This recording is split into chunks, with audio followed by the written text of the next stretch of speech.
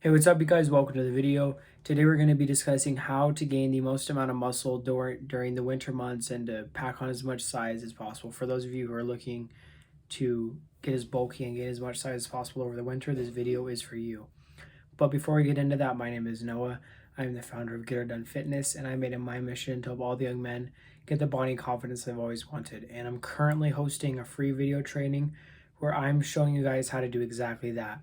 I'm showing you the exact copy paste system that I learned and used in the past few years in gaining 40 pounds of muscle that is going to help you to make the quickest and best transformation possible because I actually know it works. I've been through all the ups and downs. I've been through all the trial and error, so you don't have to. So if you don't want to miss out on that amazing opportunity, go down below and click that first link to watch that. You guys are not going to regret that. But let's hop into the meat and beans of this, and that is going to be the game plan that you are going to have to gain as much size as possible over the next few months. And so the very first thing that we need to cover is what exactly you're trying to do here, okay? So what you're trying to do in these next few months, if you're watching this video, is that you're trying to gain as much muscle and size as possible, and you're trying to keep the fat to a minimum, right? Because inevitably, when you're bulking, inevitably, no matter what you do, you are always going to gain a little itsy bit of fat. I mean, even if it's just the littlest amount, you're always going to gain a little bit of fat. It's very hard to have like a completely clean bulk, as they call it. You can have a cleaner bulk, but you're never going to have a completely clean bulk. But we're going to try to keep it to a minimum. But you must understand that the more muscle that you gain, in turn, the more fat you are going to gain. And so, in other words, if you're fairly new to the gym and you still have a bit of newbie gains, then it might be possible for you, if you work extremely hard, you eat right, for you to gain 10 pounds of muscle in these next few months. Like if you're brand new to the gym and if you have everything on point and you're ready to work hard and just go hard, right? And do everything right, you can probably gain about 10 pounds of muscle in these next few months. But the only downside to that is going to be if you gain 10 pounds of muscle, you are going to pack on a little bit of fat, even just a little bit. But then you must understand that if you don't want to gain that fat, then you're probably going to be looking at 5 pounds of muscle, because then you can go slower and you can back it up and you can work on your macros a bit and your calories and whatnot, and you can minimize the fat gain as much as possible. But that's probably going to mean that you are going to pack on, say 5 pounds instead of 10 pounds. And I'm talking actual muscle, not just weight. Like you could pack on like 10 pounds if you go like a little bit harder and you're a little bit more lenient about the fat gain, or you could maybe gain around 5 pounds if you go a little bit stricter on the diet, but still in that surplus, and just keep it really, really tight and strict. And it's going to mean that you gain less fat, but it's also going to mean that you gain less muscle. And so, me personally, what I'm going for is somewhere in the middle, right? I'm basically I'm trying to get to that balance where I can just gain as much muscle as possible at a certain fat level and maybe a little bit above that, but not too little to where I can't make any progress, right? Because I found that I just need to be right at that threshold where I'm like, if I were to eat 100 more calories in that day, then I'd probably gain the body fat. But I'm just right at that threshold where like I found the perfect balance for me, where I'm packing on the muscle, I'm building the muscle, but then at the same time, I'm keeping the fat to a minimum, at least to the best of my ability. And so for those of you who are trying to do the same thing, right, it's going to be very hard because you got to understand that if you're not as experienced in the gym, or if you haven't been doing it as long as I have, it's going to be really hard to find that balance. Because just realize, that I've been tracking my calories, my training, etc. for over 2 years, right? I've been training for 3 to 4 years, and then I've been actually tracking it and really dialing in on my progress, for whatever specific goal I have for the past 2 years. And so I know my body very well, and I know exactly what I need to gain, what I need to lose, exactly what I need to do for my body. But you don't know that yet unless you are in a more intermediate or advanced stage. And so what you're going to be looking at as the bare minimums that you need to work on to help you define that perfect balance for you, the very first thing is going to be the caloric surplus. There is no if, ands, or but about this. If you want to gain muscle over these next few months, you want to gain that muscle over the winter bulk, you're going to be looking at a caloric surplus. And no matter which way you flip it, if you say, oh, well, macros, you need to have a caloric surplus either way. Okay. I don't care what your macros are. You need to have a caloric surplus, high protein. Okay. That should be your number one focus. The carbs and the fats and your micronutrients, those are all important, right? And you need to have a nice balance of everything. But you need to have your main focus on your calories and your protein. Every day you are going to try to get in your calories and your protein. And you're going to be in that caloric surplus because in order to gain muscle, in order to gain weight, you have to be consuming more than you're burning. But like I said, as you work on yourself, you'll find that balance where, okay, if I back off a little bit on this, I do a little bit more protein, I train a little bit harder in the gym. Oh, wow, I can pack on more muscle and less fat with that muscle, right? And so there's always ways to tweak it, but you have to start somewhere. And so right now you have to start, and whether it's a good spot or not to start, you'll find out eventually, and then you can fix it at that point. But you're never going to know. You're never going to make any progress at all if you don't ever start. And so just start somewhere.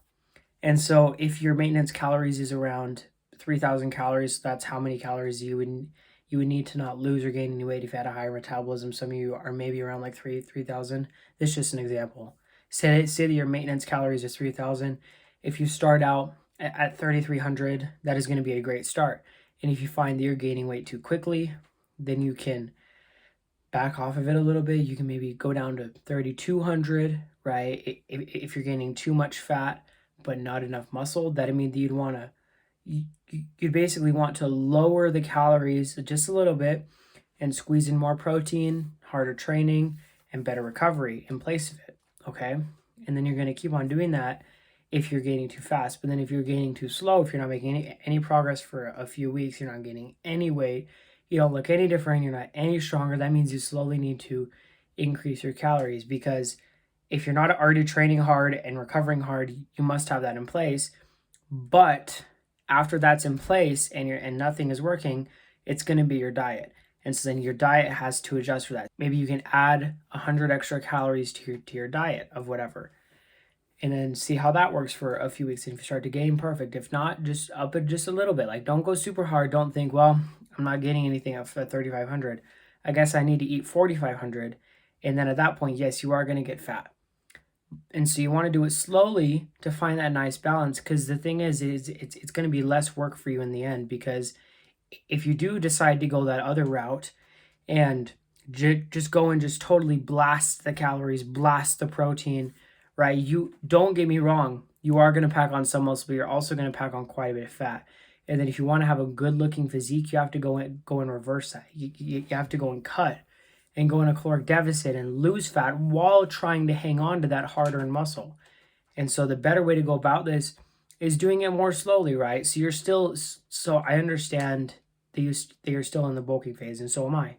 But I'm not in like a traditional kind of bulking phase where I'm just going super hard and just stuffing my face. No, I have it in a very controlled sense where I'm doing just enough to where I can gain at a reasonable pace where I'm not going to be gaining a bunch of fat. And then what that's going to mean is instead of going up and having to cut back down to that same level, I'm just going right up to that level. And so I recommend that you do the same, because one, it's going to be easier on you mentally, because you're not going to have to bulk and stuff your face and then starve yourself when you cut. And on top of that too, you're going to look better, you're going to be stronger, you're going to feel better, because you're not going to be sluggish on the bulk, and you're not going to be just like totally crazy hangry all the time on the cut. And so overall, everything about doing it slowly is going to be better. And so yes, it will take a little bit longer to see results, but like I said, you want to find that nice balance where you're able to gain a reasonable amount of muscle at a reasonable pace, but not too much fat. And the next part of this, of course, that I slightly touched on is going to be your training. You must be training hard. You need to be training hard. You need to be going into the gym and destroying that muscle group. If it's chest day, you need to go in and destroy your chest and not tear it off the tendons, not tear it off the bone. But you need to go in and you need to train hard, and you need to do some drop sets. You need to go to complete failure. You need to be getting stronger every single session. So the key things with your training is going to be, one, consistency. You need to stick to a specific schedule. The second thing is going to be you getting stronger every single session, because if you're getting stronger, you're going to be getting bigger, because mass moves mass. The more mass you are moving, the more mass you have. The stronger you are, the bigger you are. And you see how that correlates? And then the third thing is going to be that you are training to failure, right? There is nothing good that comes from not training to failure. Like, on the vast majority of your lifts, you should be training to failure. And I understand if, you don't go to complete failure on a heavy set of squats, because that's scary and you can actually really, really hurt yourself. Or, if you don't go to complete failure on bench press without a spotter. Okay, so don't do things that are stupid for the sake of you going to failure, but anytime where it's safe and you're not going to potentially injure yourself or hurt yourself with the weight, you can probably go to failure. You can probably squeeze in a couple more reps or drop that weight down and do a whole nother set just back to back. And you're going to get so much more gains out of that. And you can apply that to every single muscle group, because pretty much every single muscle group is going to apply to these same principles, where you just need to go in, you need to train it hard, you need to be getting stronger, going to failure. And then the fourth part of this is going to be your recovery, because you're training hard. Because you're training hard, you also need to recover hard. And so what this means is that you just have to give yourself that time to recover. You cannot grow, you cannot get bigger if you don't give your body that time to grow. Okay? And so what this is going to mean is that you need to have about a 48-hour window in between every single muscle group that you train. And so if you do like a push-pull leg split, that's perfect, because that gives you that perfect 48-hour window in between every single muscle group. Or if you do a back and bicep, if you do a chest and back, shoulders and arms, legs, something along those lines, right? That's going to give you that 48 hours. And then that's going to include you training every single muscle group about two to three times a week. And this is going to be the formula to success in the gym. I hope you guys found this information useful. If you never want to miss a new video, make sure to go down below and click that subscribe button. And I'll catch you guys in the next one. Always remember to get it done.